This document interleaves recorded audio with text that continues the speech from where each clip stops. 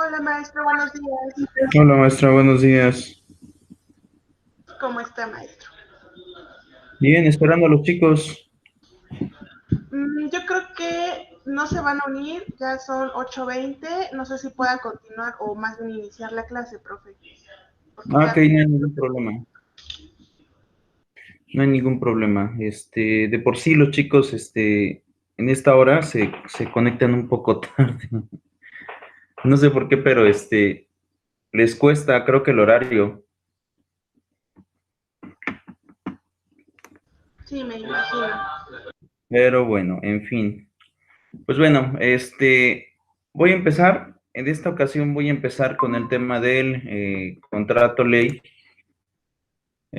Hola, Kia, buenos días. Hola, profe, bonito día. Bueno, entonces, decía, hoy voy a empezar con el tema del contrato ley, es un cuadro muy pequeño, y bueno, de ahí yo creo que me voy a ir al tema del procedimiento de huelga, que es el tema que sigue, y de eso, bueno, los efectos y objetos del tema de huelga, y después me voy a ir a partir del artículo 920 y tantos, para ir al tema del procedimiento, cómo es que se lleva a cabo el tema del emplazamiento, el tema de la solicitud, la contestación y todo lo demás, para continuar con la continuidad de la clase. Y bueno, eh, habíamos visto en sesiones pasadas y terminamos el tema del contrato colectivo de trabajo, que básicamente era un acuerdo entre varios sindicatos que tenía que ver con una o varias empresas, no importando que fueran del mismo rubro, es decir, de la misma actividad económica, pero que de alguna forma iban a generar condiciones que mejoraran los derechos colectivos de los trabajadores. En el caso del contrato de ley es diferente. Este contrato de ley es un poquito diferente porque en el contrato colectivo te podías adherir de manera voluntaria. Obviamente, pues el tema de la negociación iba a estar regido por el sindicato que tuviera la mayor parte de trabajadores, etcétera, etcétera, etcétera. Pues el contrato de ley es diferente. ¿Por qué? Porque aquí obligas a los demás, a las demás empresas y a los demás sindicatos, aún y a pesar de que no estén dentro de la negociación, a pertenecer a un nuevo acuerdo, a un nuevo contrato. Y esto resulta ser un poco más complejo porque hay intervención por parte del Ejecutivo Federal y a través de la Secretaría del Trabajo, y también hay intervención en el caso de los gobiernos estatales, en el gobernador y el secretario de Trabajo, que también hay secretarías del trabajo en materia estatal. Pero, vuelvo a repetir, la gran diferencia es que a nivel de contrato ley, se obliga a los demás sindicatos, se obliga a las demás empresas, aún y a pesar de que no hayan participado en la negociación, es más, aún y a pesar de que no estén conocedores de alguna manera de esta nueva negociación, se les obliga a adherirse. Y bueno, esto ha generado también, ¿no?, esta nueva forma de regulación ha generado mucho conflicto porque principalmente o las empresas o los sindicatos, pues solamente lo que quieren es algún tipo de participación dentro de las negociaciones que se celebran dentro de los contratos, y aquí no va a pasar así. Solamente aquellos que logren hacer la solicitud, que comprueben por lo menos durante el tiempo en que se hace la solicitud, que tienen el mayor número de trabajadores adheridos, con eso bastará para poder negociar el tema del contrato. Y es un poco complejo. Y pues este contrato ley, así esta última palabrita que ocupamos, ley, se va a ocupar también con la misma fuerza o con las mismas características que tiene una norma. Seguramente ustedes se acordarán cuando vieron Introducción al Estudio del Derecho que la norma tiene elementos, por ejemplo, puede ser coercitiva, puede ser autónoma o puede ser heterónoma, viene de un proceso legislativo, depende de la voluntad del legislativo, es decir, hay varias normas o varias características o elementos que tiene la norma a la hora de decretarse, pero uno de ellos, el más importante, es el tema de la coercibilidad, y ustedes recordarán que el término coercibilidad consiste en que no toma en cuenta la voluntad de las partes, simplemente es obligatorio y tiene que cumplirse, y lo mismo va a pasar en el tema del contrato ley, por eso es que se le agrega esta última palabra, y pues lejos de poder ser un contrato consensado entre las partes, entre patrones y trabajadores, se vuelve un contrato obligatorio, tanto para trabajadores o sindicatos, como también para los patrones. Entonces, es una situación ahí un poco compleja. Ahora, dice el artículo 404, Contrato ley es el convenio celebrado entre uno o varios sindicatos de trabajadores o varios patrones. Estos, dice, deben de celebrarse de manera federal o local y pueden solicitar la celebración de un contrato los sindicatos que representen las terceras partes de los trabajadores sindicalizados, por lo menos en una rama de la industria. Esto es algo importante. En el caso del contrato colectivo, yo les decía hace un momento, pueden ser varios sindicatos, no importando que sean de varias actividades económicas, las empresas o los rubros de los sindicatos o los giros comerciales. No importa, en el contrato colectivo de trabajo es así. En el contrato ley no, aquí sí tienes forzosamente que pertenecer a una rama. Por ejemplo, si somos, no sé, unidades hospitalarias, por ejemplo. No importa que sean a lo mejor de manera particular. Y pues estas unidades hospitalarias que ya son grandes, pues también van a tener sus propios sindicatos de trabajadores. Bueno, si alguno de ellos de manera federal, por ejemplo, decide de alguna manera pedir que se celebre un contrato ley, va a obligar a todas las demás empresas, obviamente que se dediquen al tema de la salud, va a obligar a todos los demás sindicatos a que se adhieran al tema del contrato. Entonces, pues es una situación compleja, porque aquí ni siquiera te dan la oportunidad como tal de quejarte ante la celebración del contrato ley. Sí te permiten, de alguna manera, que puedas tener el tema de los alegatos, ¿no? Por ejemplo, si te puedes inconformar, pero también depende de que estés consciente de que las publicaciones en donde se dará a conocer que en cierta materia se celebrará un contrato ley es a través del periódico oficial del Estado a nivel local y a nivel federal a través del diario oficial de la Federación. Entonces depende también de que cada una de las partes o cada una de las empresas esté pendiente del diario oficial o esté pendiente del periódico oficial del Estado, para poder enterarse y estar en términos, en este caso, para poder llevar a cabo la contestación. Lo cierto es que la mayoría de empresas pues no le pone atención al tema del diario, ¿no? Porque obviamente como particular, solamente que a lo mejor salgan temas relevantes en algún tipo de ley o en algún tipo de decreto que se genere, sobre todo, por ejemplo, en aranceles comerciales, que es lo que más controla el tema del Ejecutivo, de acuerdo al artículo 131, de acuerdo al artículo 89 de la Constitución, pues es como se meten al diario, ¿no? Pero fuera de eso no. Y aquí el problema es esto, que te van a notificar no de manera personal, sino te notifican a través de los dos periódicos y ahí de ti, si te enteras o no, de la negociación que va a estar generando el tema del contrato ley. Ahora, ¿ante quién se hace el tema de la solicitud? Se hace ante el Centro Federal de Conciliación y Registro Laboral. Yo les decía en clases pasadas que esta autoridad tiene su creación en las reformas del 2019. Les había dicho también en sesiones pasadas que este Centro Federal de Conciliación y Registro Laboral actualmente todavía no está. En realidad, lo que tenemos todavía es lo que conocemos como Junta de Conciliación y Arbitraje a nivel federal y Junta de Conciliación y Arbitraje a nivel estatal. Y bueno, ¿cuándo se va a dar la creación de este organismo? Pues eso ya depende de la federación. Sin embargo, tenemos que tramitar de manera homóloga para el instituto o para la dependencia que en este caso represente homóloga. Y para la dependencia que en este caso se representa homóloga, todavía sigue siendo las juntas de conciliación y arbitraje de manera federal o local. Entonces, yo creo que no tardará en dar ese cambio, porque realmente no cambia más que en el tema del nombre. Bueno, sí cambia de manera institucional algunas cosas, pero no es mucho. Entonces, yo creo que la Junta se va a transformar en el Centro Federal de Conciliación y Registro Laboral, pero hasta el día de hoy todavía no tenemos esa transformación como institución. Vamos a esperar qué es lo que pasa en algunos meses para ver cómo es que se da este cambio. Entonces, ahorita, todo lo que ustedes vean en donde diga Centro Federal de Conciliación y Registro Laboral, todavía no va a estar, ¿no? O sea, todavía no está esta dependencia. Entonces, ahorita ante quien vas a tramitar todavía va a seguir siendo la Junta de Conciliación y Arbitraje a nivel federal, todavía va a ser siendo eso. Pero bueno, en cuanto, bueno, estén pendientes del cambio porque, bueno, eso no creo que tarde ya mucho porque ya la reforma está desde el año pasado. Pero bueno, dice, los solicitantes justificarán que satisfacen el requisito de la mayoría mencionada en el artículo 406 con la constancia de representatividad. Aquí habría que recordar, chicos, que esa constancia la vimos también en el contrato colectivo. Tiene que ver con la solicitud que tú le haces al Centro Federal de Conciliación, manifestándole que tú eres el sindicato que tiene la facultad de poder negociar el tema del contrato ley. Entonces, en este caso,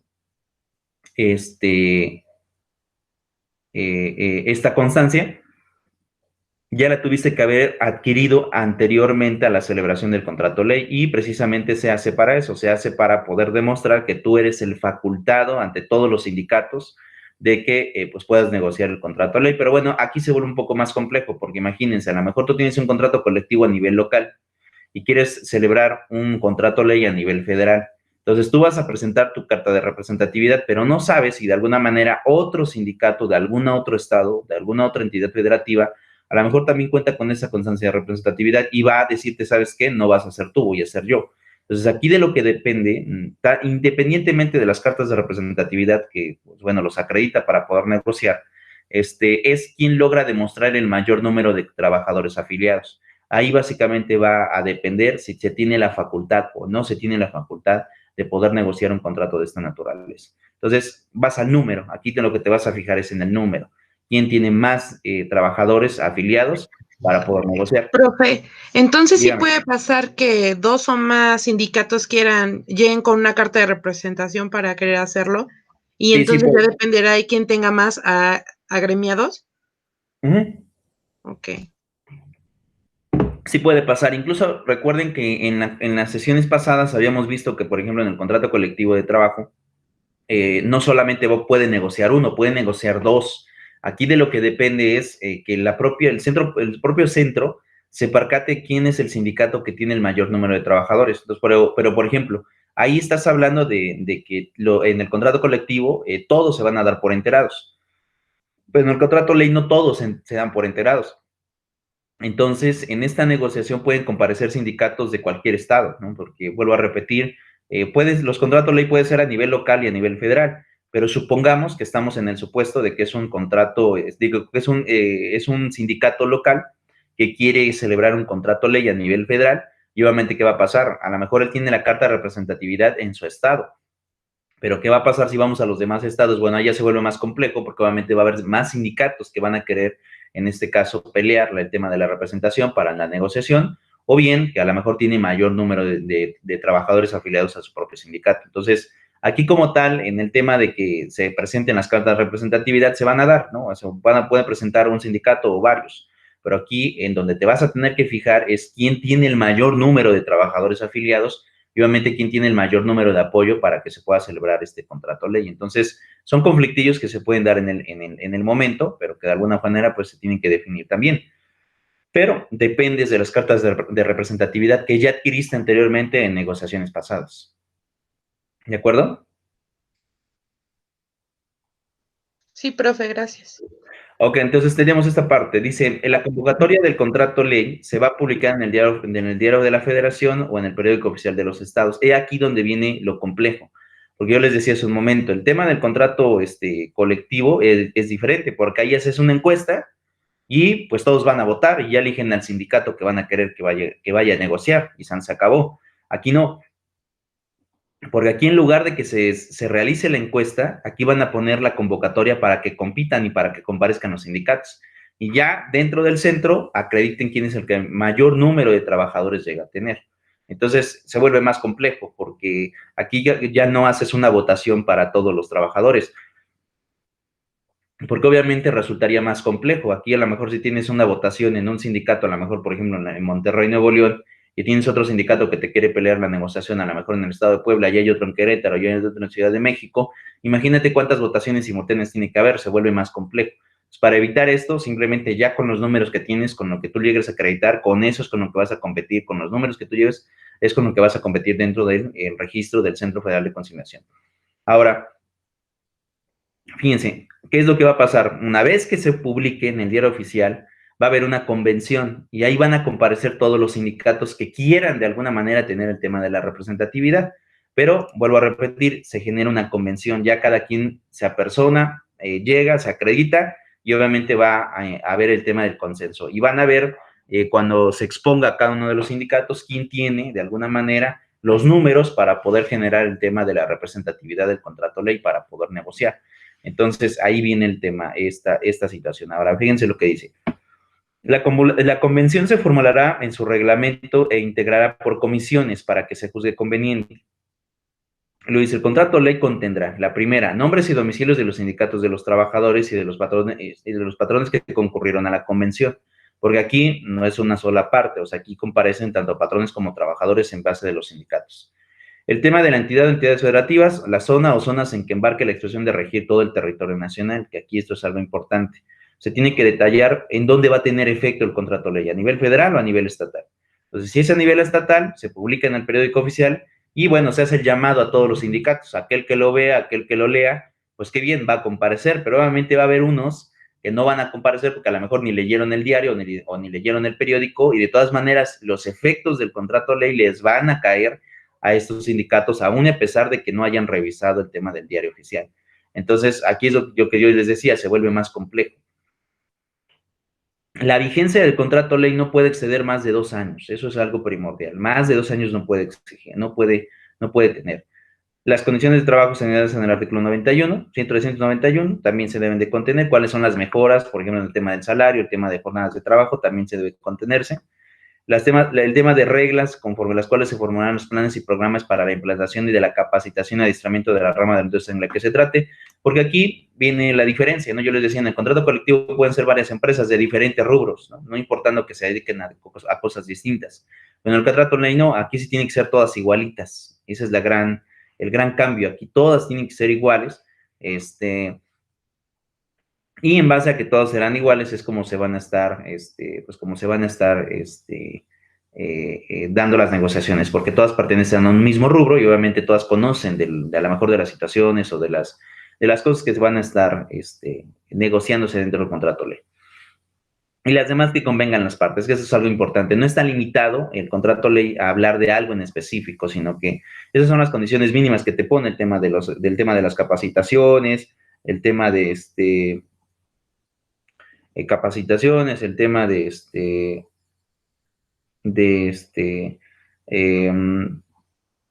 el tema del tema de los salarios, el tema de jornadas de trabajo, el tema de prestaciones, por ejemplo, prestaciones que son todavía más o se les agrega más un valor mayor al que la propia ley federal del trabajo te está dando. Todo este tipo de negociaciones. Profe, pero estas fracciones es lo que se ve en la asamblea. Exacto, en esta convención. Okay, en la convención. Ajá, exacto, sí, porque aquí, esos temas son los que tienen que tocarse.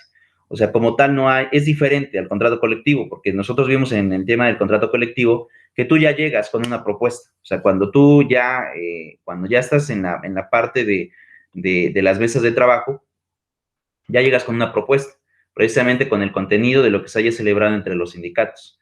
Pero aquí no, aquí precisamente comparecen todos y dentro de la comparecencia son los temas que se van a abordar para poder llegar a la negociación, porque aquí son varias las partes, no solamente es una. O sea, son varias y obviamente ahí vienen los pesos y contrapesos dentro de la convención.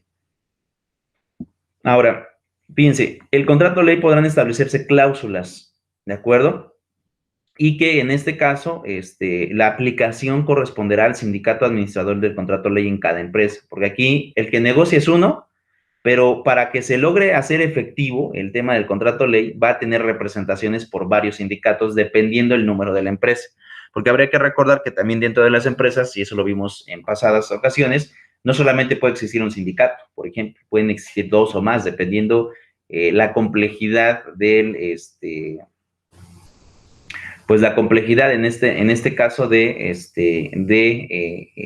la rama comercial o el rubro comercial, conforme se darán 1 o 2 o 3 o más sindicatos. Por ejemplo, si mi memoria no me falla, por ejemplo, en el tema de la Volkswagen existen 2 sindicatos, creo, 2 o 3 por ahí. Y tú más rato nos mencionabas, o en clases pasadas nos mencionabas, Kia, que también dentro de la CENTE existen más sindicatos, no solamente es el CENTE, ¿no? Sino que existen... Ajá, bueno, se denominan secciones, pero sí. Bueno, entonces, ¿qué es lo que pasa? Pues bueno, hay más, obviamente más líderes que a lo mejor tienen interés en poder generar una negociación de esta naturaleza. Entonces, en el contrato colectivo, pues hay un acuerdo, ¿no? O sea, como tal ya hay una negociación, pero ya hay una propuesta. Aquí no, aquí en la convención se tocan esos temas y en base a eso es como se van a dar los agarres estirones del contenido del contrato, en base a las cláusulas, pero ahí es donde empieza la negociación. Realmente las convenciones son para negociar qué es lo que nos conviene, qué podemos ceder y en qué cosas no podemos ceder. Eso es básicamente el tema de la convención. Entonces, vean, El convenio deberá ser aprobado por la mayoría de trabajadores que estén representados en la convención, que en este caso es por los sindicatos, así como por la mayoría de patrones que tengan su servicio la misma mayoría de trabajadores. Entonces, si comparecen más patrones, prácticamente los que tengan menos, ¿no?, menos trabajadores o una capacidad económica menor, se quedan fuera. Aquí, obviamente, los que van a tener mayor peso son los que tienen el mayor número de trabajadores también a su cargo, son los que van a poder llevar a cabo el tema de la negociación. Entonces, no es tan fácil en realidad como se pensaría o como lo dice la ley, porque, pues imagínense, como si de por sí una encuesta, a lo mejor en el contrato colectivo, resulta complicada, ahora imagínense una convención en donde comparecen todos, o por lo menos los de mayor representatividad, pues resulta ser todavía un poco más complejo. Ahora, ¿qué es lo que pasa? El contrato colectivo. ¿Hay contratos colectivos que pueden elevarse a la categoría de contrato ley? La respuesta es sí, siempre y cuando el contrato colectivo haya sido celebrado por una rama comercial o por un rubro industrial de manera determinada, no un collage, ¿no? Sí se puede en el contrato colectivo tener collages, ¿no?, de diferentes empresas, pero si se quiere elevar un contrato colectivo a contrato ley, forzosamente tiene que ser de una rama en específico, en la cual haya sido celebrado. ¿Y qué es lo que pasa? Pues bueno, para poderse elevar un contrato colectivo a contrato ley, sí se puede, pero se deben de cumplir con las siguientes condiciones que se establecen en el artículo 415. Entonces, ¿qué es lo que pasa? El contrato colectivo, ¿no?, o tendrá que ser a solicitud y deberá de presentarse por los sindicatos de trabajadores o por los patrones ante el Centro Federal de Conciliación y Registro Laboral. Entonces, esa es la primera parte. Te solicito, ¿sabes qué? Hay un contrato colectivo, te acredito que es un contrato colectivo de diferentes industrias o diferentes empresas que solo nos dedicamos a una sola cosa y te voy a pedir que lo elevemos a contrato ley. Los sindicatos de trabajadores y patrones comprobarán que satisfacen el requisito de mayoría señalado en el artículo 406, en este caso que tengan el tema de la representatividad, la constancia de representatividad, que tengan el mayor número de trabajadores para que puedan tener la facultad de negociar, ¿de acuerdo? Entonces, ¿qué dice? Los peticionarios acompañarán a su solicitud copia del contrato que ya ha sido previamente satisfecho y señalan los datos de registro. Después, fíjense, el Centro Federal de Conciliación y Registro Laboral, después de verificar el requisito de la mayoría, es decir, las constancias de representatividad por parte de los sindicatos, ordenará su publicación en el Diario Oficial de la Federación o periódico oficial de la entidad federativa y señalará un término no menor de 15 días para que formulen oposiciones. En pocas palabras, es como una especie de emplazamiento, ¿no? Entonces, por ejemplo, si hay un rubro en específico, a lo mejor de un estado que también quiere elevar el tema del contrato colectivo a contrato ley, ¿qué es lo que pasa? Tú presentas la solicitud y, pues bueno, se da un emplazamiento general a través del periódico y ya les dan término de 15 días para que aquella empresa o que aquel sindicato de patrones o trabajadores que considere que a lo mejor dicho contrato colectivo le vulnere sus derechos o a lo mejor no está conforme en que se eleve a contrato ley, pues pueda contestar la vista que se le está dando a través del diario oficial y, bueno, se inconforme o haga valer los derechos que él considere que, pues, a lo mejor son contrarios a sus intereses, o bien que a lo mejor les va a representar un riesgo, en este caso, pues que se presente o que se genere con tiempo posterior a el estado financiero de ellos. Entonces, también tienen esa oportunidad de inconformarse, por eso es que se les emplaza. No hay un emplazamiento personal, aquí simplemente es general, te lo publico, pues ya quien se enteró, y quien no, pues simplemente cuando ya se celebre y se publique que causa efectos, ahí ya tendrá que cumplir con los acuerdos de dicho contrato ley. Entonces, por eso les decía, es complejo, ¿no? O sea, te obligan prácticamente a pertenecer si es que no te enteras. Entonces, fíjense, si no se formula la oposición dentro del término señalado en la convocatoria, el presidente de la República o jefe de la Ciudad de México o gobernador declarará obligatorio el contrato ley. Y si dentro del plazo señalado en la convocatoria se formulara oposición dentro de esos 15 días que nos establece, se observarán las normas siguientes. 1. Si los trabajadores y los patrones dispondrán de un término de 15 días para presentar sus escritos con observaciones, acompañadas de las pruebas que lo justifiquen. Es decir, a lo mejor no estoy de acuerdo y te acredito con esto. No estoy de acuerdo por esto, ¿no? Entonces, ya quedará a consideración del centro si lo otorga o no. O 2, que el presidente de la República o gobernador del estado, tomando en consideración los datos del expediente, podrá declarar la obligatoriedad del contrato ley, que en este caso, pues también hay un consenso por parte del gobernador o por parte del presidente, porque a lo mejor pueden decir, bueno, este rubro sí cumplen los requisitos, ¿no? Si es la mayoría sí es un contrato ley que se quiere elevar, pero a lo mejor yo considero como gobernador o yo considero como presidente de la República que esto puede representar a lo mejor violaciones, ¿no?, a ciertos derechos por parte de las empresas. Entonces, o por parte de los propios sindicatos. Entonces, si eso está considerando el gobernador, a lo mejor puede decir, ¿sabes qué? A pesar de que ya me hiciste la solicitud, me reservo el derecho de poder declararlo como contrato ley, ¿no? Porque a lo mejor pienso que en un futuro hay rubros o empresas en específico que pueden verse afectadas por esto, por esto y por esto. Entonces, no solamente es cumplir con los requisitos o cumplir con la solicitud, también hay facultad discrecional en este caso, una facultad ex oficio que se les da a los gobernadores o al presidente de poder analizar y decidir si lo otorgan o si eleva el contrato colectivo o a categoría de contrato ley, y bueno, eso genera pues también algunas salvedades. El contrato ley producirá efectos a partir de la fecha de publicación en el Diario Oficial de la Federación o en el periódico. En este caso habíamos establecido, recuerden que cuando se publica, tienes dos tipos de reglas para poder surtir efectos: al día siguiente en que se está publicando, o bien cuando se establece una fecha determinada para que se publique. Fíjense, el contrato ley se aplicará no obstante cualquier oposición en contrario contenida en el contrato colectivo de la empresa que tenga celebrado, salvo en los puntos de estas estipulaciones en donde sea más favorable al trabajador, pero tiene efectos de coercitivos y tiene efectos universales, se aplica y tiene que cumplirse por todos los rubros, no solamente es uno en específico, sino que por todas las empresas tienen que cumplir el tema ya de la regulación del contrato colectivo, del contrato ley. ¿Dudas, preguntas, chicos, hasta aquí? No, profe, ya está. Lorena, en este caso no veo a Marion y no veo a Ángel. ¿Les podrán mensajear? Yo le envié mensajito a Ángel, pero no me contestó. Es que no tiene celular. Ok, bueno, ¿no tiene celular?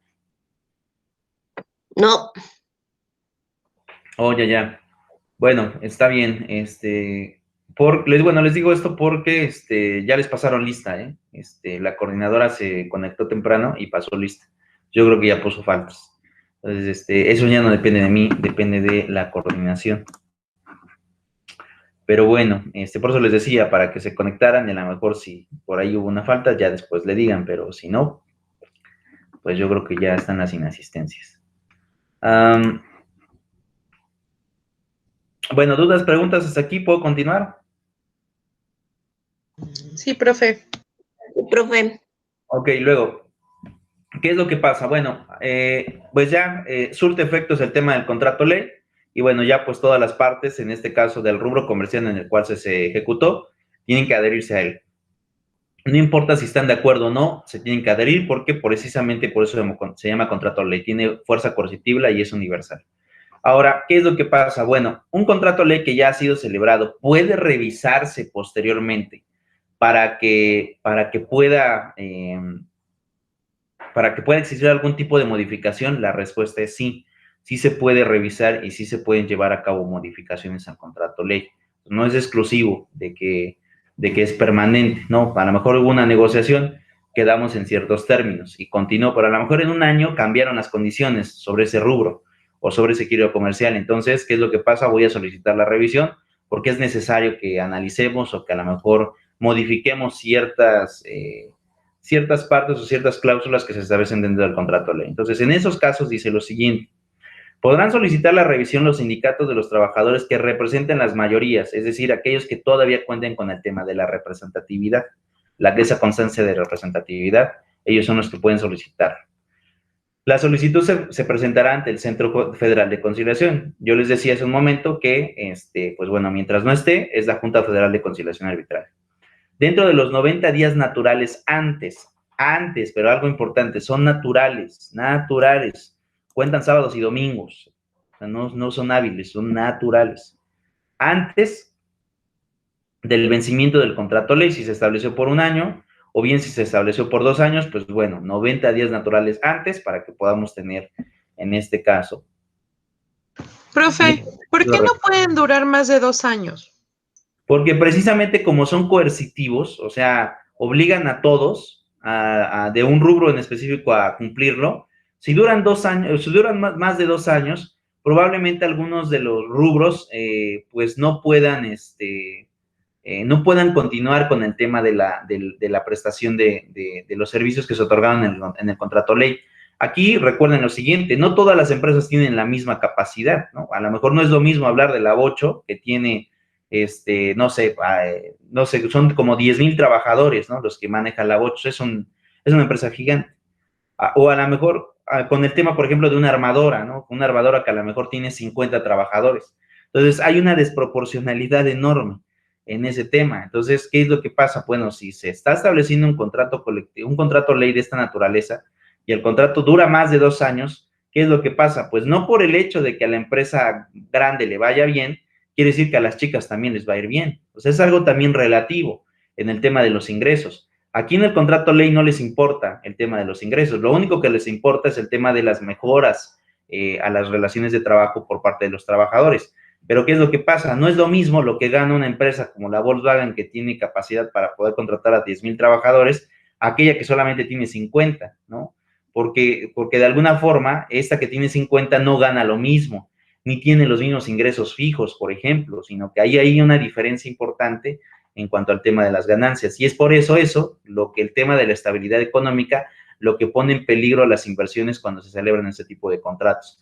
Porque obviamente se aumentan las prestaciones hacia los trabajadores, se van a aumentar, pero pues no todos tienen la misma capacidad. Es como decir que todas las empresas son ricas, ¿no? Pues es un dicho, ¿no? No todas las empresas son ricas. A lo mejor ustedes, no conozco, no me han platicado acerca de eso, pero a lo mejor ustedes que están en clase, a lo mejor tienen una empresa, ¿no? Y que puede, a lo mejor, pues no quiere decir que tiene una capacidad económica enorme. A lo mejor es una microempresa que tiene menos de 10 trabajadores. ¿Y qué es lo que pasa? Pues bueno, a lo mejor si hay una empresa que a lo mejor tiene más de 100, no es lo mismo, no tiene los mismos ingresos, no es la misma capacidad. Entonces, ¿qué es lo que pasa? Si tú obligas a la empresa, en donde no hay las mismas condiciones, a cumplir ciertos requisitos de manera igual, pues obviamente le va a costar más a la más pequeña comparada con la más grande. O sea, no vamos a tener esos mismos estándares de estabilidad económica para cumplir con las nuevas mejoras que se están solicitando.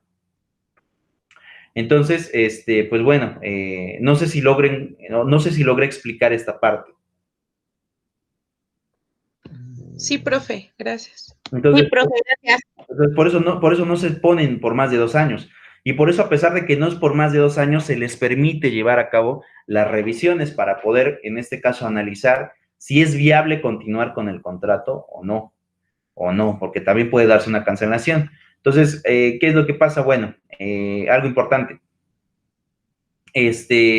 Como tal, el contrato ley terminará de surtir efectos hasta el término que se celebró. Más de 2 años, recuerden que no se puede, hasta 2 años.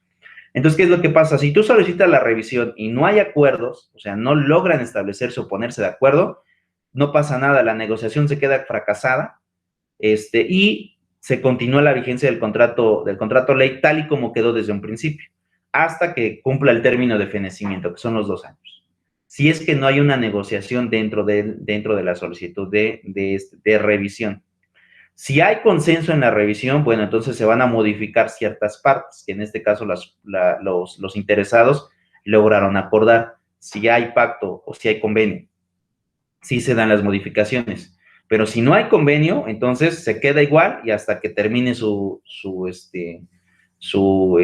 tiempo, su contrato. ¿Y dijo que eran 2 años naturales? No, 2 años, en este caso son 2 años normales. Los 365 días los que va a tener efectos, porque recuerden que en materia laboral se cuantifica todo. Eso lo vieron ustedes en el primer curso. Aquí cuantificas todo. Entonces, cumplen todos los 365 días. Entonces, los 2 años son de vigencia. Y a lo que me refiero con la revisión, te dice la primera fracción que se tiene que solicitar 90 días naturales antes del término de la vigencia. 90 días naturales antes del término de la vigencia.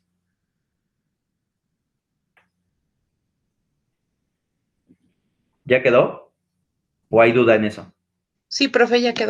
Ok, entonces a eso me refiero, pero bueno, si hay acuerdo en la revisión, se modifica el contrato ley. Si no hay acuerdo, se queda igual que desde un principio, como desde un principio se estableció, hasta que termine su término, ¿no? Que en este caso pues, son los 2 años que ya la ley nos estableció como máximo. Y bueno, sin al concluir el procedimiento de la revisión, los sindicatos y trabajadores no llegan a un convenio, se tendrá por prorrogado. Lo que ya se estableció, así se queda, hasta que se termine el tema del contrato. Los contratos ley serán revisables cada año a lo que se refiere en el tema de salarios efectivos por cuota diaria. Esto es algo importante. Entonces, en materia general, o sea, que revises todo el contenido del contrato ley, es 90 días antes de que se acaben los 2 años. Pero si es por estas condiciones, o sea, hay excepciones. Si es por el tema de salarios en cuota diaria, te dice, pueden ser revisables cada año. En ese tema en específico, lo puedes revisar cada año para ver si el salario que se está estableciendo dentro del contrato se queda igual o bien a lo mejor tiene un aumento, ¿no? Pero eso es de común acuerdo, porque también habría que recordar que el tema de los salarios depende de la Comisión de Salarios Mínimos, que en este caso es a nivel federal, y ya ella es la que establece si aumenta o baja el tema salarial. Pero en este caso, en el tema de este rubro, el tema de salarios, lo pueden revisar cada año. Y bueno, dice, la solicitud estará de revisión se deberá hacerse por lo menos 60 días naturales. Aquí cambia la regla. Si solamente vamos a revisar el tema del salario, entonces son 60 días naturales antes del cumplimiento del año transcurrido desde la fecha en que surta efectos la celebración. Entonces, antes de que se cumpla el año de que haya tenido vigencia, 60 días antes te puedo hacer la solicitud. Ahora, fíjense, ninguna de las partes que solicitó la revisión o no se ejercitó en el derecho de huelga, el contrato ley se prorrogará por un periodo igual al que hubiese fijado su duración, que eso es algo importante. Recuerda lo siguiente, si tú quieres o emplazas a negociar o a dar la revisión y los patrones no quieren comparecer, también se otorga el derecho a huelga. Pasa exactamente lo mismo que en el contrato colectivo.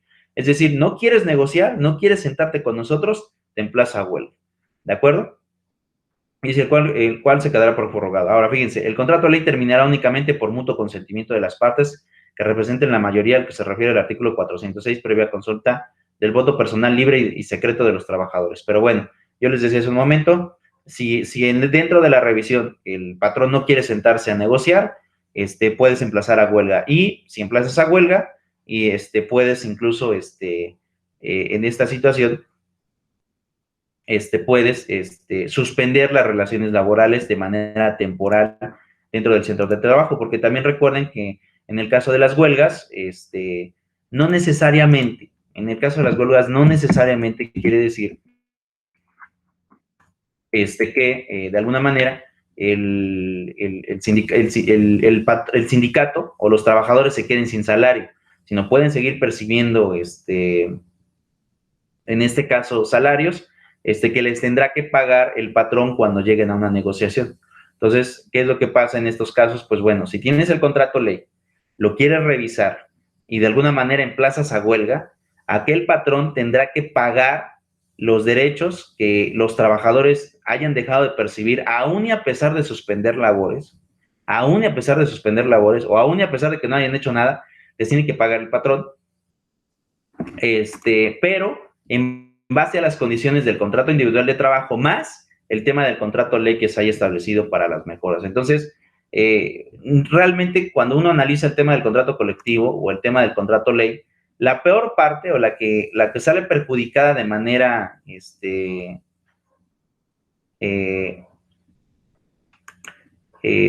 directa, pues en este caso es el patrón, es la parte patronal, ¿no? Y aquí era donde yo les explicaba en clases pasadas que la ley no mantiene estos equilibrios en realidad, porque de alguna forma, quien tiene el mayor peso, en este caso es el propio patrón, ¿no? Es el que mayor peso tiene en el tema de la obligación. Y bueno, es algo que de alguna manera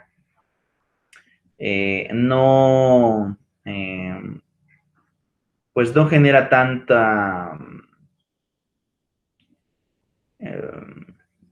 ¿cómo explicarlo? No genera tanta o tanto equilibrio entre las partes.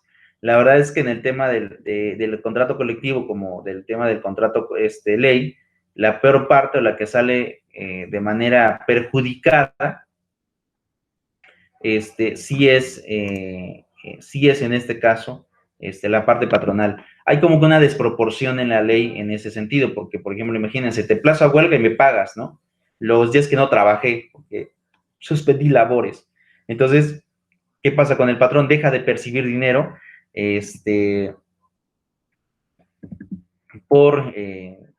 obviamente por la inactividad del giro comercial. y eso en realidad pues no es muy benéfico en realidad para la parte patronal. Pero bueno, ¿alguna duda? Profe, supongamos que hay una huelga que se va a 15 días. Se atraviesa la quincena, que es fecha de pago para ellos. ¿A ellos se les paga ahí o hasta que se termine la huelga les llegará el retroactivo? ¿Cómo funciona el termine pago? la huelga, tendrán que pagar, les llegará el pago hasta que termine la huelga. Durante la huelga, como tal, no hay percepción de salarios. Gracias. Algo importante, y esto se me olvidaba, en el tema de las huelgas, habría que recordar también, cuando tú metes una inconformidad, cuando emplazas a huelga, y a lo mejor tienes un procedimiento judicial para exigir, es jurisdiccional, porque las juntas de conciliación no son judiciales, son jurisdiccionales. Si tú tienes un procedimiento jurisdiccional interpuesto ante la Junta de Conciliación, exigiéndole al patrón que te cumpla con una condición en específico y tú decides emplazar a huelga, ese procedimiento se suspende, no continúa. Eso es algo importante. El sindicato en este caso tiene que escoger si continúa por el procedimiento judicial, que esto implica pues obligar al patrón a cumplir con una obligación de manera jurisdiccional, o bien te emplazo a huelga, ¿no? Pero si te emplazo a huelga, suspendo el procedimiento jurisdiccional. Entonces, aquí hay una decisión importante que tomar, porque no puedes presionar al patrón por las dos vías, sino que puedes tener interpuesta una, pero si dices por la huelga, se suspende la que ya está interpuesta. Y si no tienes la jurisdiccional, puedes ir al tema de la huelga, para poder exigirle al patrón el tema de la prestación que a lo mejor no te ha cumplido. Porque al final de cuentas, la huelga tiene por objeto eso, ¿no? Es decir, obligar al patrón a cumplir algo que no le han cumplido al trabajador, por N o por Y situación dentro del centro de trabajo. ¿Vamos bien? Sí, profe. Ok, listo. Bueno, ahora, pues eso en realidad es todo en el tema del contrato ley y en el contrato colectivo, no hay más como tal. Entonces, pues no sé si pueda pasar al otro tema, chicos, que es el reglamento interior de trabajo. Sí, profe.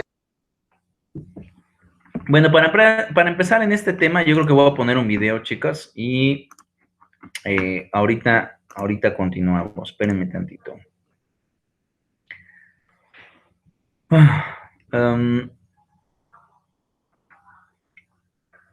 Ok, bueno, vamos a ponerle aquí un poco de pausa.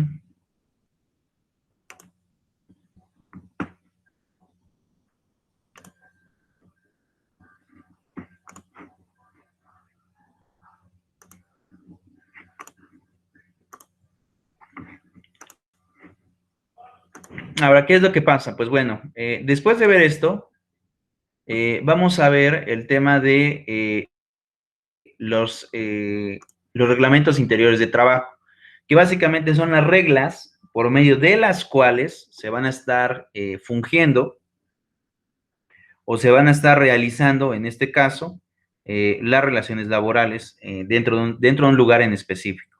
Entonces, en este caso,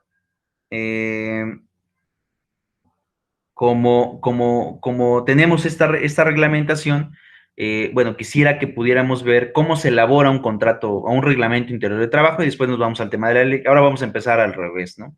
De la parte práctica a la parte teórica, ¿no? No como lo hicimos con los otros temas, que fue teórico. Ahorita lo hacemos un poquito diferente, a ver si les gusta.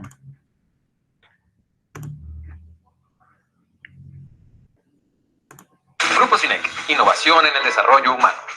En un mundo globalizado en el que se busca solidez para alcanzar sus objetivos, es necesario contar con grandes equipos de trabajo para obtener soluciones. En Grupo CINEC encontrará al aliado que le ayudará a dedicarse a realizar sus competencias clave, aumentando sus utilidades y eficiencia. Le proporcionamos el respaldo en su capital humano especializado y optimización de los procesos de negocio reduciendo sus costos. CINEC, innovación en el desarrollo humano. Bien, de regreso a su programa Consejero Empresarial, continuamos con otro tema importante que es la conformación del Reglamento Interior de Trabajo. Una herramienta sumamente útil para conducir el negocio y la relación laboral hacia la productividad y una mayor eficiencia. Para esta ocasión, nuevamente tenemos al experto, al maestro Salvador López.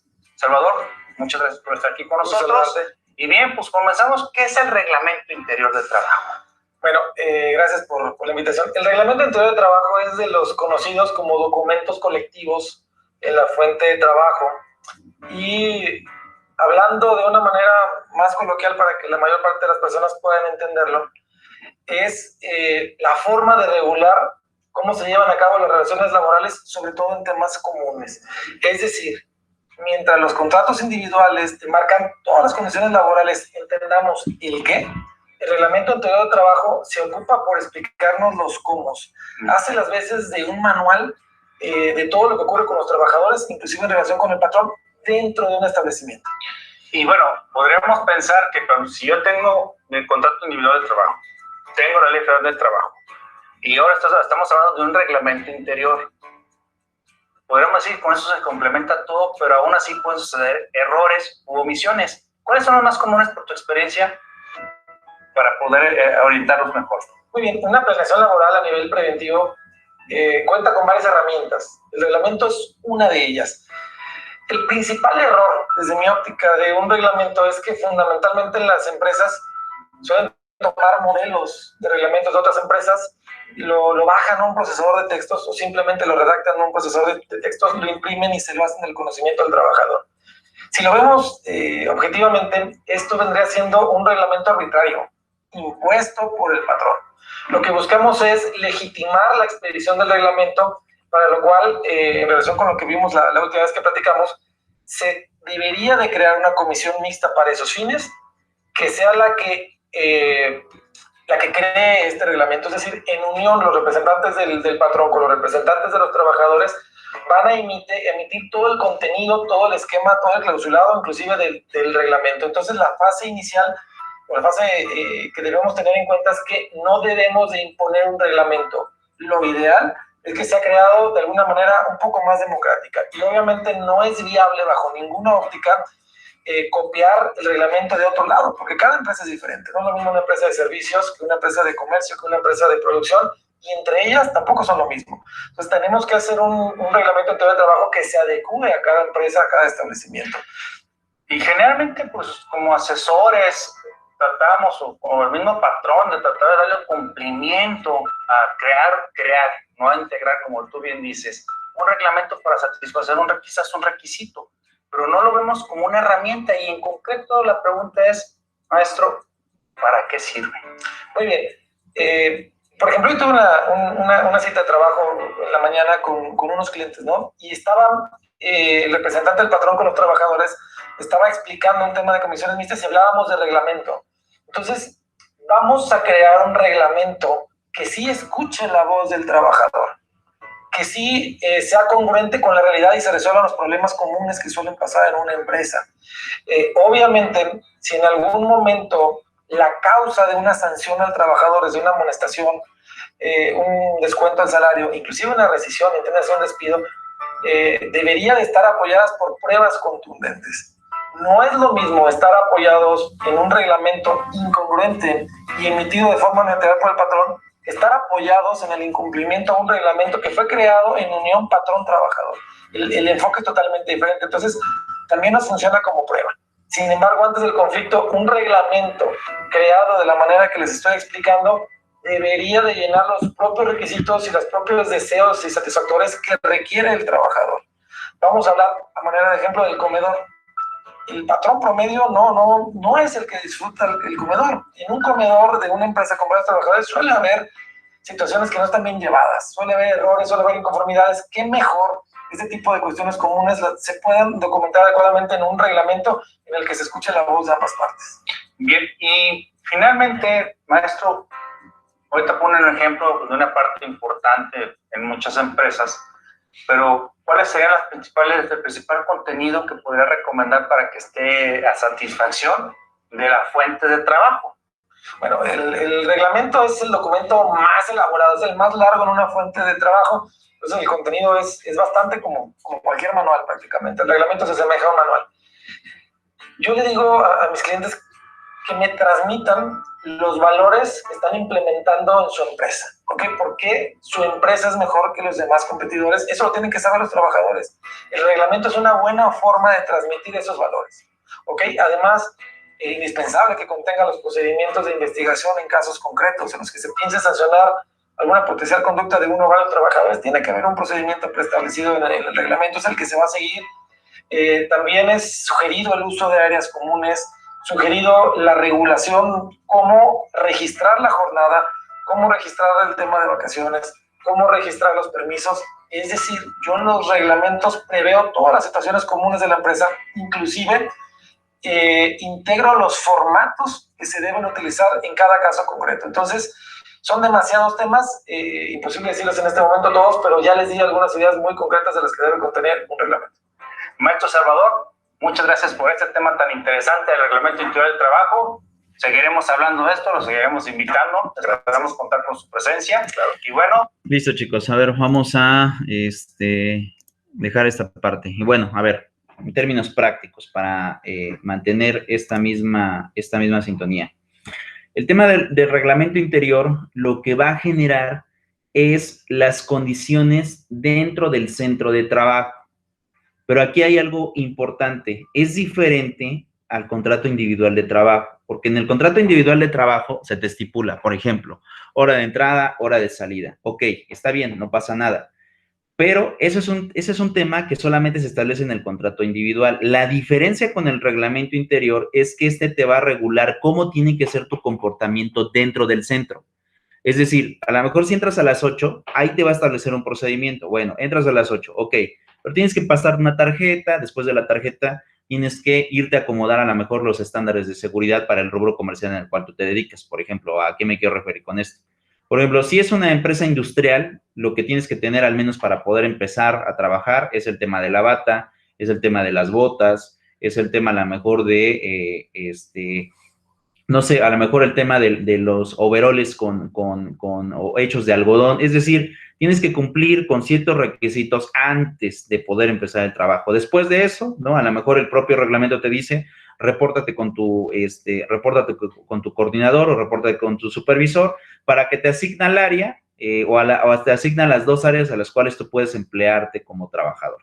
Entonces, una vez que llegas a lo mejor al lugar de trabajo, tienes todavía que portar el tema de los gogles o el tema de estas situaciones. Entonces, en este caso, por ejemplo, ¿qué es lo que pasa en lo que veíamos en el video? Dice, bueno, pero no solamente te va a decir cómo es el comportamiento dentro, porque a lo mejor te puede estipular, el contrato te dice, entras a tal hora y sales a tal hora y a tal es tu hora de comida, pero a lo mejor dentro del reglamento te dice que cualquier tipo de señalamiento hacia un personal superior, tiene que hacer a lo mejor de manera respetuosa y que a lo mejor acumularás una falta, por decirle, una grosería al supervisor, pero esas son cuestiones que a lo mejor ya vienen dentro del reglamento.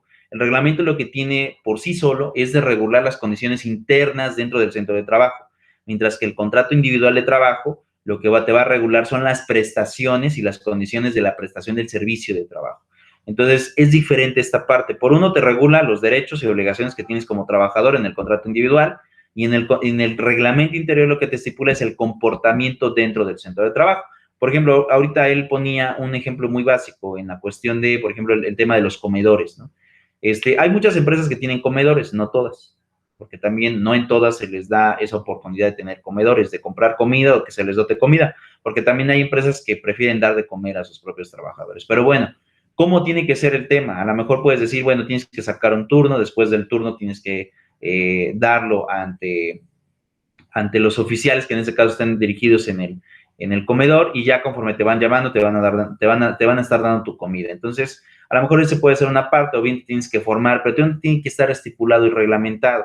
Es más, incluso a lo mejor te pueden poner dentro del reglamento interior, ¿sabes qué? No puedes tomar fotografías, no puedes a lo mejor hablar dentro de la actividad en la cual tú estás relacionando con tus compañeros de trabajo para el tema de evitar accidentes. Pueden darse muchas condiciones, pero el reglamento interior lo que trata o lo que tiene por objeto es de regular la conducta interna del centro, la conducta interna.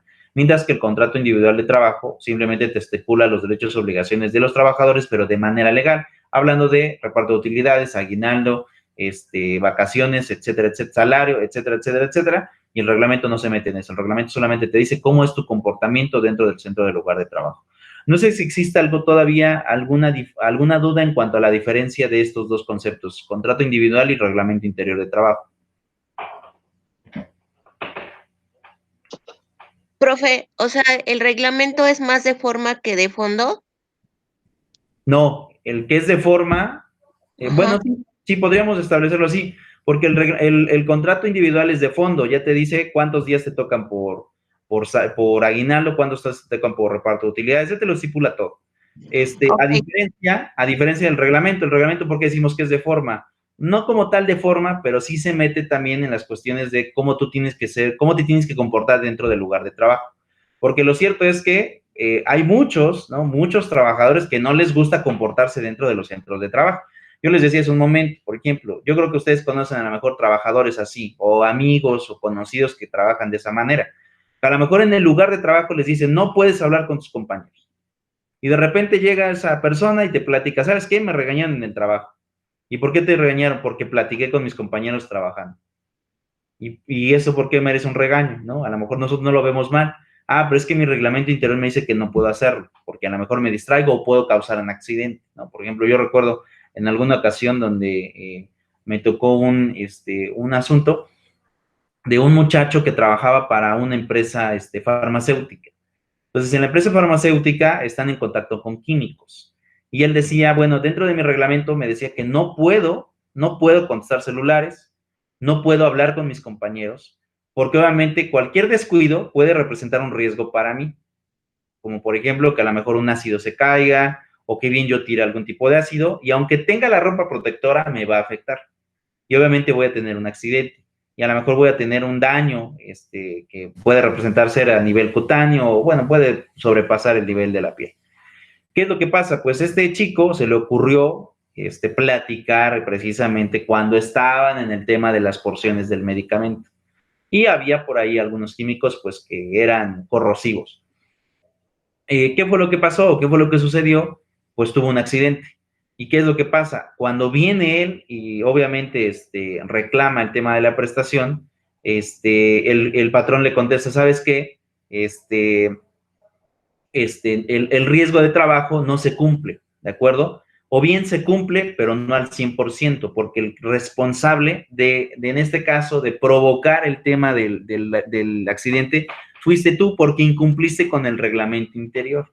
Entonces, ¿qué es lo que pasa? A lo mejor no eximes al patrón de la responsabilidad de pagar, pero la cantidad que en este caso tendrá que pagar probablemente no sea el 100%, porque precisamente no tuvo la culpa. Él cumplió con darte la protección, cumplió con darte a lo mejor el traje para poder llevar a cabo la actividad, pero aquí el que está incumpliendo es el trabajador por no generar esta condición de no hablar con los compañeros de trabajo. Y bueno, recuerdo el asunto que, bueno, al final se sentenció, bueno, se laudó, mejor dicho, y sí, en efecto, no se logró obtener el 100% de la responsabilidad del patrón porque no hubo responsabilidad de él. Es decir, tiene que cumplir porque como tal es el patrón, es el responsable de los trabajadores, pero no al 100% porque no lo provocó. O sea, literalmente él cumplió con lo que establecido en los contratos y aquí el que está incumpliendo es el trabajador por llevar a cabo una acción que estaba prohibida dentro del reglamento interior de trabajo. Pero no sé si me expliqué, Lorena. Sí le entendí, profe. Gracias. Ok, ¿alguien más? ¿Todo bien? Sí, profesor. Mande, Marión. Todo bien. ¿Todo bien, Marión? Sí, profesor. Ah, ok, te escucho así muy poquitito y como si estuvieras en un lugar muy grande. Un poquito. Ok, pero no estás trabajando. No, me escucho muy bien. Ah, ok, listo, bueno. Entonces les decía, pues bueno, ese es el objeto del reglamento interior de trabajo. Bueno, vamos a ver cómo lo estipula en este caso la ley federal y vamos a ver qué más reglamentación nos dice. Fíjense, el reglamento interior de trabajo, este es el conjunto de disposiciones obligatorias para trabajadores y patrones en el desarrollo de los trabajos de una empresa o establecimiento. Eso es algo importante, no solamente aplica para los trabajadores, también es para el tema patronal. No son materia de reglamento las normas de orden técnico y administrativo que formulan directamente las empresas, que eso es algo importante. El tema de la cuestión administrativa, de que si ya solicitas una constancia, de que a lo mejor quieres una vigencia de derechos, todo eso ya no lo regula, simplemente es las condiciones dentro del centro. Ahora, ¿qué debe de contener? Esta parte es importante. Es más, cópienlo, el artículo 423, contenido del Reglamento Interior de Trabajo. Ese sí, cópienlo. Cuando terminen la segunda fracción, ya le bajo, ¿no?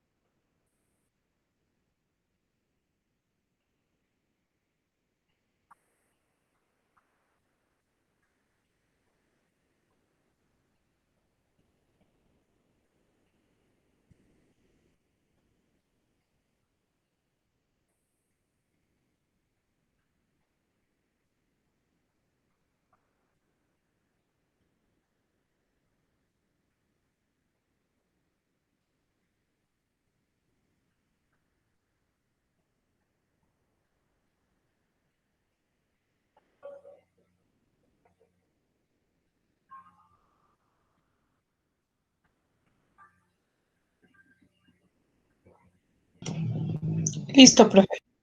Le bajo. Vienen más fracciones. Ahorita vamos a ir comentando cada una de ellas, pero cópienlas, porque sí, ese es el contenido de...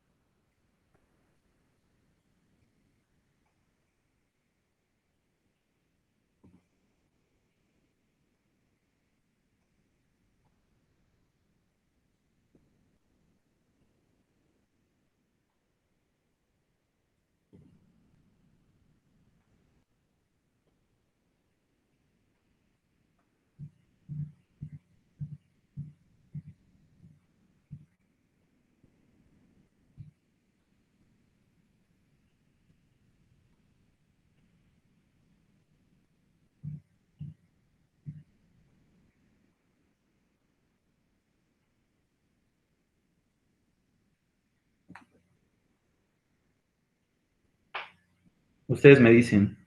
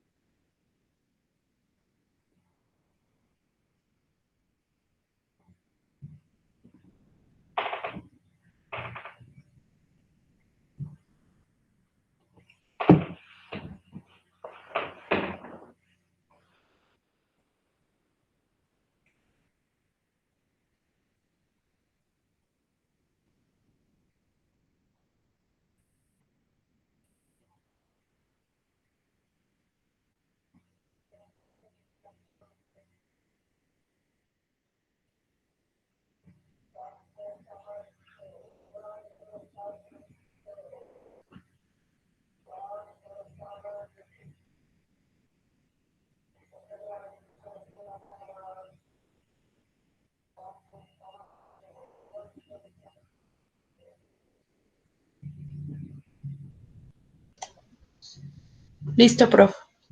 ¿Los demás? Sí, profesor, ya está. Listo. Entonces vamos a ir uno por uno y vamos a ver qué es lo que pasa. El contenido del reglamento debe contener lo siguiente: hora, entrada y salida de los trabajadores, tiempo destinado para las comidas y periodos de reposo durante la jornada laboral. Esto es importante. Yo les decía hace un momento, bueno, hora y entradas de salida sí, pero también debe estipular de manera particular cómo se van a comprobar las entradas y salidas. Por eso les decía hace un momento, bueno, normalmente en los trabajos, a veces, normalmente no todos, pero tienen como checadores, ¿no? Es decir, que el método tradicional, ¿no? Tú tienes una tarjeta, pasas por la máquina y la máquina es la que te establece a qué hora es a la que estás entrando y saliendo. Bueno, algunos otros hoy más modernos, ¿no? Tienen sistemas digitales, ¿no? Simplemente llegas, pones huella y ya se establece a qué hora estás entrando y saliendo.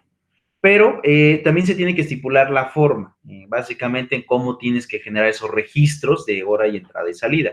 No es nada más de que ya llegaste y ya saltes, sino regístralo para que haya constancia, en este caso, de tus entradas y salidas.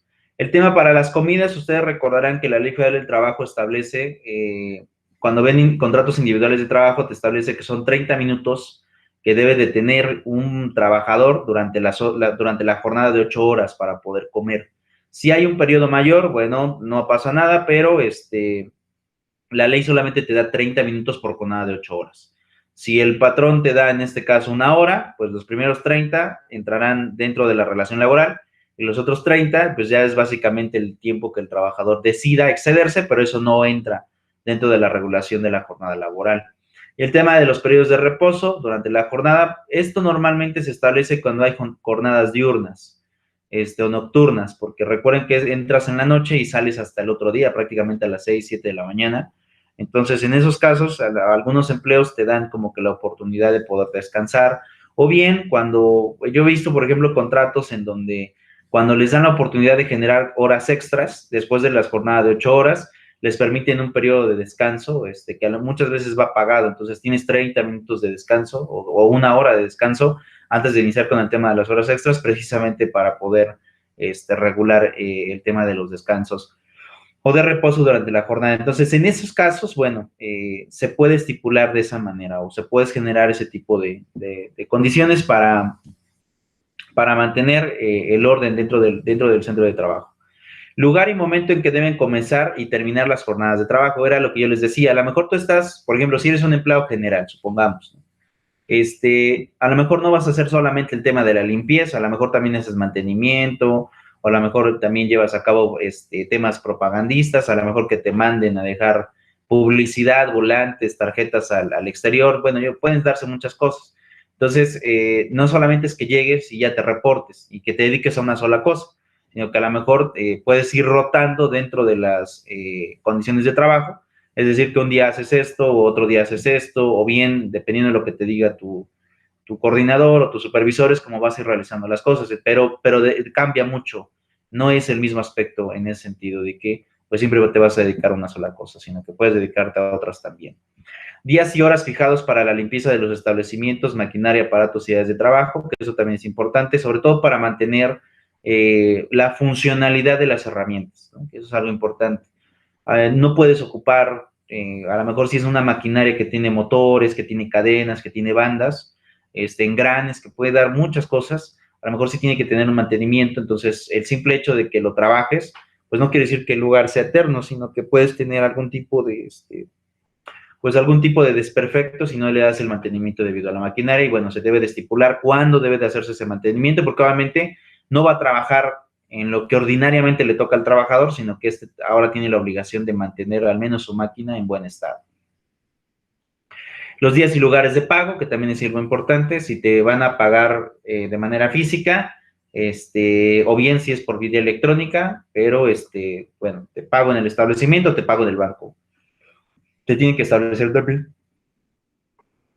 normas para el uso de asientos o sillas, que eso también es algo importante, es decir, si es que hay algunos lugares para poder, pues, descansar el cuerpo, algunos trabajos incluso requieren estar sentados, pero también debes de tener, pues, esta regulación de cómo debes de ocupar ese tipo de material, porque, por ejemplo, yo recuerdo, hacía mucho tiempo entraba a una empresa textil, ya me acuerdo de ese asunto bien. Entré a una empresa textil, y recuerdo que había una máquina muy grande en donde había unos hilados. Corrían los hilos de los orificios, bueno, de las puntas donde derivaban los conos, y de ahí pasaban por alguna especie de filtros. Y esos filtros después se juntaban en otra máquina, que todo estaba conectado, y ya iba tejiendo como tal, haciendo el primer tejido de la tela. Entonces recuerdo que el operador de esa máquina estaba sentado, tenía su asiento, y dentro de su asiento tenía como una escala de botones, al frente un tablero con muchos botones, y del lado izquierdo también tiene una especie de segundo tablero con algunos botones, y del lado derecho tenía una palanca, como si fuera un microbús. Muy rara esa máquina. Pero bueno, ¿qué pasaba? Él tenía el control de una maquinaria que era enorme. Yo recuerdo que esa máquina, yo creo que en conjunto, todos los pasos que tenía, yo creo que medía más o menos de largo, como unos 25 metros de largo, como por tal vez unos 5 metros de ancho. Era una máquina enorme, y obviamente no todo era igual, sino que tenía como que diferentes fases, pero todo era controlable a través del sistema de botones o tablero que él tenía. Entonces, ¿qué pasaba con el tema del asiento?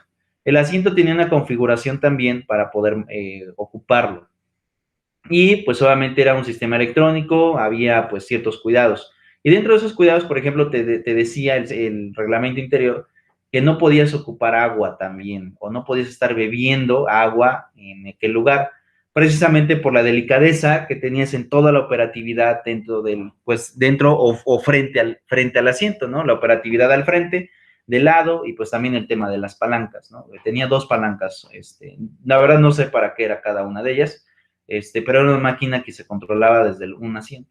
Entonces, ¿qué es lo que pasa? Pues bueno, hay como que en algunos casos, por ejemplo en también se estipulan reglamentaciones de cómo ocupar esos lugares, ¿no?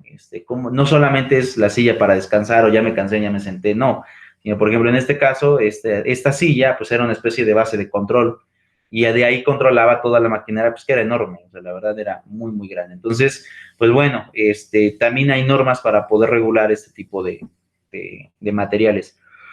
Normas para prevenir también riesgos de trabajo, instrucciones para prestar primeros auxilios, ¿no? Que eso también es algo importante. Por ejemplo, para prevenir, pues el uso de botas, a lo mejor, ¿no? O a lo mejor no tacones, ¿no? Porque algunas empresas también, por ejemplo, en alguna, yo recuerdo que en alguna empresa de colocación de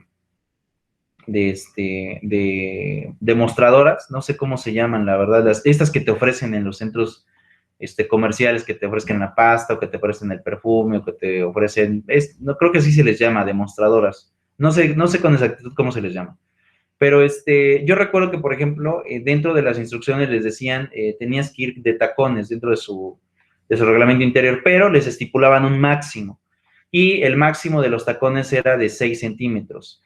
Y bueno, yo hablando en alguna ocasión con una de las propietarias de estas agencias de colocación, me decía que, por ejemplo, no podían a lo mejor ocupar tacones más altos, a pesar de que a lo mejor estéticamente se vieran bien, pero no podían hacerlo más alto porque ellas iban a estar caminando de un lugar a otro. Y aparte de que el estar parado, pues también representa un cansancio. Entonces, esa era como la regla, no podían exceder los 6 centímetros de tacón.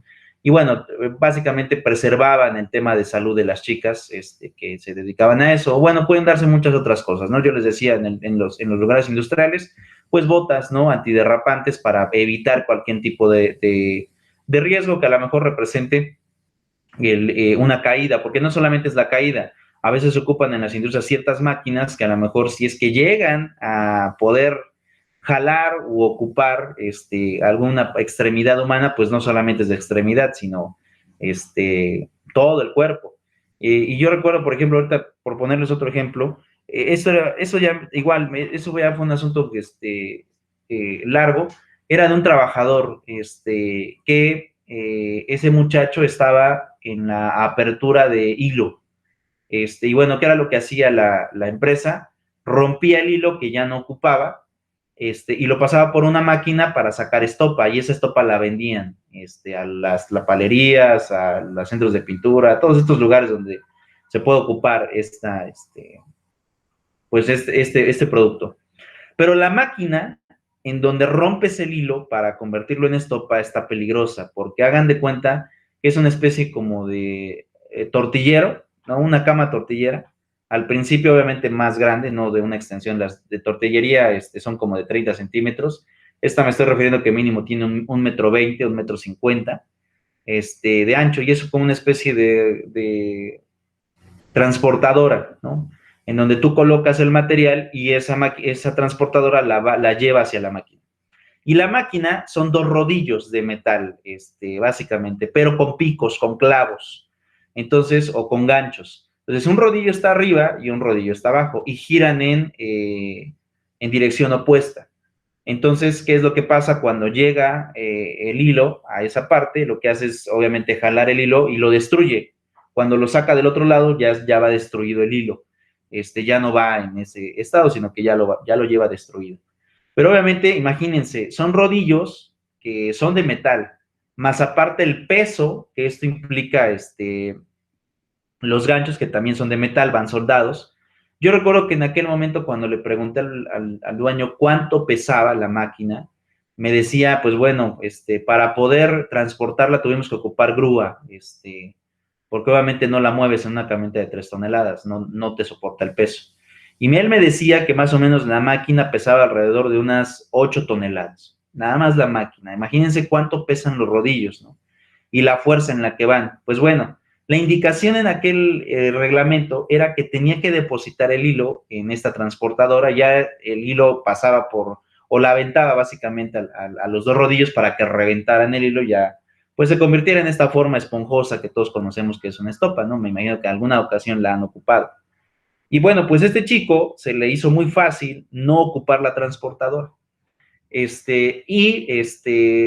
Aventaba el hilo muy cerca de los rodillos, o sea, en lugar de colocarlo en la extremidad de la transportadora, él se colocaba al principio.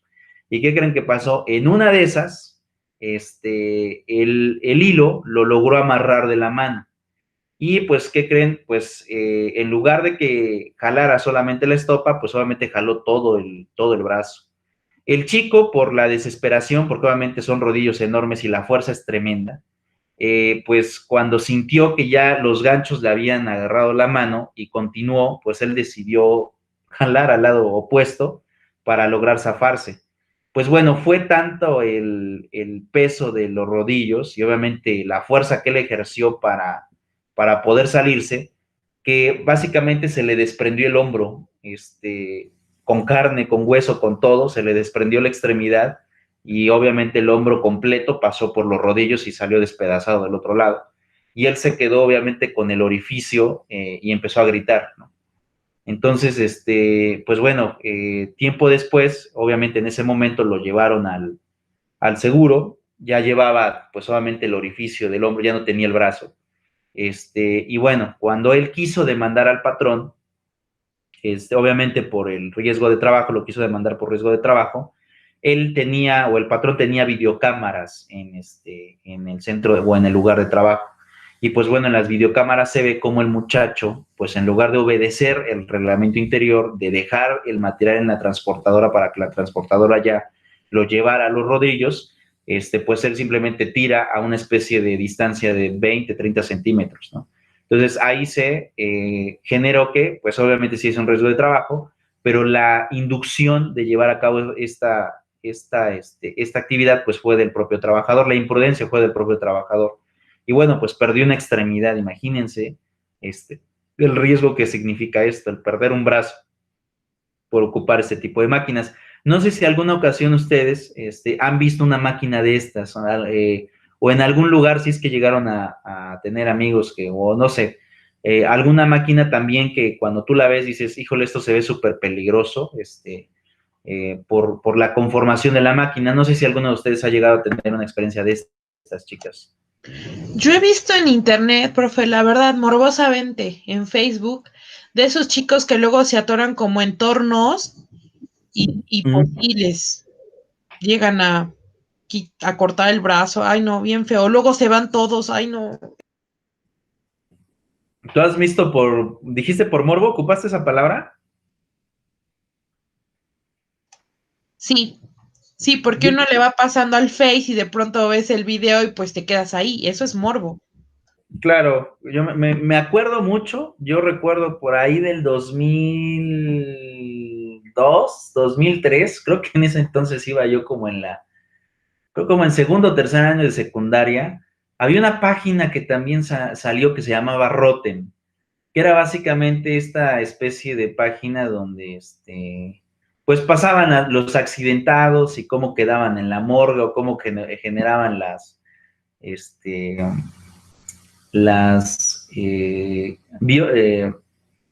y se me fue el nombre de cuando hay un muerto y obviamente quieren conocer las causas del por qué falleció o cuál fue la causa del fallecimiento. No recuerdo el nombre, ¿cómo se llama?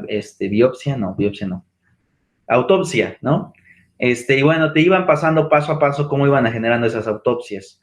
Y bueno, muchos de ellos llegaban por accidentes también, ¿no? Y bueno, pero sí, en efecto, como dice aquí, a veces te causa morbo el estar viendo ese tipo de cosas. Yo recuerdo que en aquellos años me causaba igual morbo, como que me gustaba ver la sangre y ver cómo los peritos, porque son peritos los que llevaban a cabo este tipo de